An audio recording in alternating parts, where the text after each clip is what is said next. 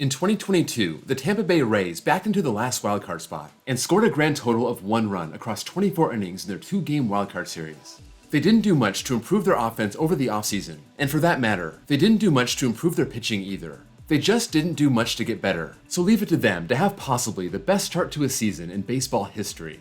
Let's look at the basic stats. They're 9-0. They've scored 75 runs. Yeah, that's over 8 runs per game. They're 15 runs better than the Dodgers, who are in second place, and they've played 1 extra game. Over those 9 games, their pitching has given up 18 runs. That's just 2 runs a game. That's awesome, and it's tops in baseball, but there are other teams that aren't that far behind. The Brewers, Twins, and Yankees are also killing it on the pitching side. They're winning with an average score of 8.3 to 2, and that's not just because of 1 or 2 blowouts. They're consistently pummeling their opponents. Half their wins have come exactly by 4 runs, and that's as close as anyone has gotten to them. They're one of only 8 teams in history to win 9 or more games in a row by 4+ runs, and the first to crack the list since World War II. The 1939 Yankees had 10 straight, and ahead of them, you have to go back to the very early days of pro baseball. The 1876 White Stockings sitting at 11, and the 1884 St. Louis Maroons at 13. The Maroons' streak snapped with a 7-5 win over the Baltimore Monumentals, and I swear I'm not making this up. And they would go on to win their first 20 games, finishing the season 94-19. The Rays have a high bar to clear on that one. The Rays have really come on strong since 2018. They won 90 games and missed the playoffs, but that launched them into 3 awesome years where they won 96, then 40 out of 60, which is a 108-win pace. Then they cracked 100 in 2021. Their offense has pretty much been middle of the pack, and they rely on great pitching to win games. They've been in the top 2 or 3 in the league this whole time, but in 2021, their offense was on fire, finishing second in the AL in runs scored. In 2022, they won 14 games less, and their offense went from number 2 to number 11. In this case, their number 3 pitching staff carried them to the playoffs, and they only gave up 3 runs in those 24 innings against Cleveland, so that series sweep is not on them. Given all this, it may be surprising to hear that the Rays have belted 24 homers over the first 9 games. In the history of baseball, there's only one team that did it better. That was the 2000 Cardinals, who hit 25. That's when guys like Mark McGwire, Jim Edmonds, Edgar Renteria, and J.D. Drew were all going off. But that team only won 7 out of 9. So, who's crushing it for the Rays? You may or may not be surprised to see Wander Franco leading the power charge. On one hand, he's one of the most exciting young players in baseball. On the other hand, he hit 7 homers in 70 games during his rookie year, and last year he was hurt a lot, only playing in 83 games and had 6 homers. He's already approaching his career highs by hitting 4 home runs in his first 9 games. He's also hitting .351 with an 1157 OPS, so memo to the rest of the league. Good luck. This guy is 22 years old and healthy, and he's about to terrorize the league for 20 years. The other guys leading the pack are, well, so typical Rays. If you were thinking Randy Arozarena, no, he only has 2, but he is hitting a cool .371 with a 1092 OPS. Maybe Yandy Diaz. He was the team's MVP last year, but no, he only has 2 also, and he's hitting .222 with a very solid 825 OPS. Brandon Lau has been one of their best power bats in past seasons, but he also just has 2, still rocking a 1035 OPS. One of the guys with 3 home runs is Luke Raley. Who?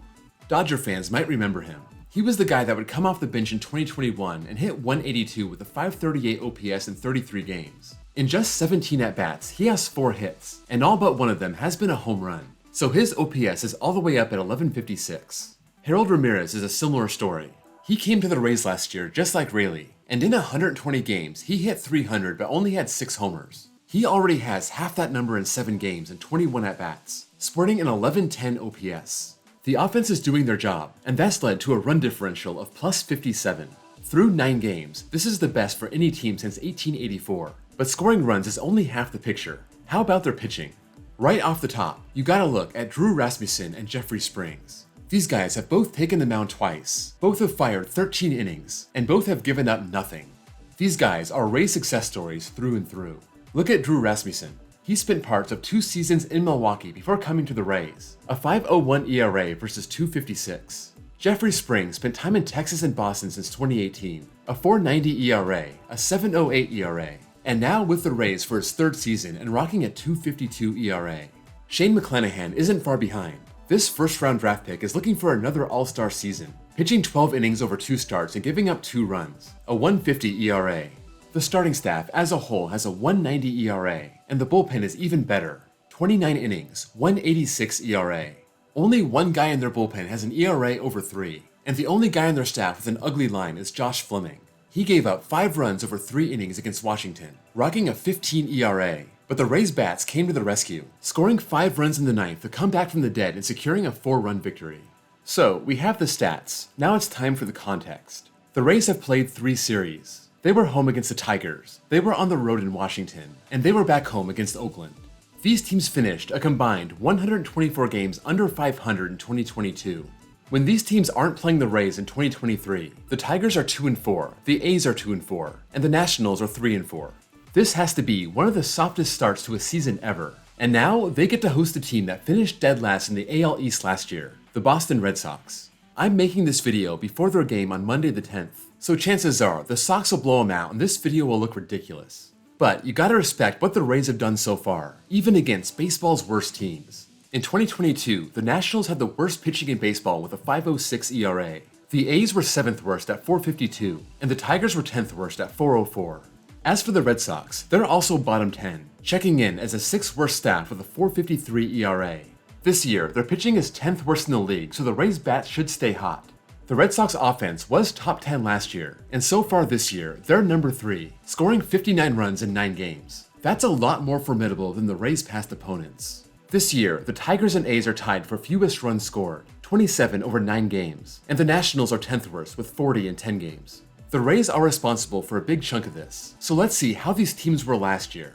No shock, the Tigers were last, the A's second to last, and the Nationals 5th to last. So yeah, these teams are terrible, but is it still impressive that the Rays have played like they have over their first 9 games?